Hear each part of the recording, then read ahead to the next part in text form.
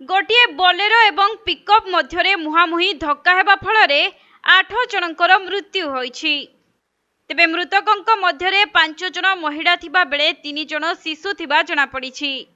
आउ एही दुर्घटना रे 20 रु अधिक लोक आहत होइथिबा जणा पड़िछि। मिलिथिबा सूचना अनुसार छत्तीसगढ़ बेमतरा सिटी कटवाली अंचल अंतर्गत तिराया ग्राम निकटरे एही दुर्घटना घटिछि, जहाकि गाँ लोक माने पाथरा ग्रामरू तिराया जन्मोत्सव कार्यक्रम को जाउथिले। आउ विलंबित राति रे तिरायारू गाँ को फेरुथबा बेले 30 नंबर जातीय राजपथ काठिया निकटरे पिकअप बोलेरो मुहांमुही धक्का होइथिला।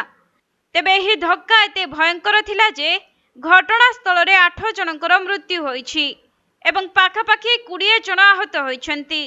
परे आहत माननकु बेमतरा जिला चिकित्सालय एवं निकटस्थ सिंगर कम्युनिटी स्वास्थ्य केन्द्र रे भर्ती करा जाइछि। सेपटे 4 जनक अवस्था संकटापन्न हेबारु सेमानंकु रायपुर को स्थानांतर करा जाइछि। अन्यपटे पुलिस एही घटनार अधिक तदंत करुथिबा जणा पड़िछि।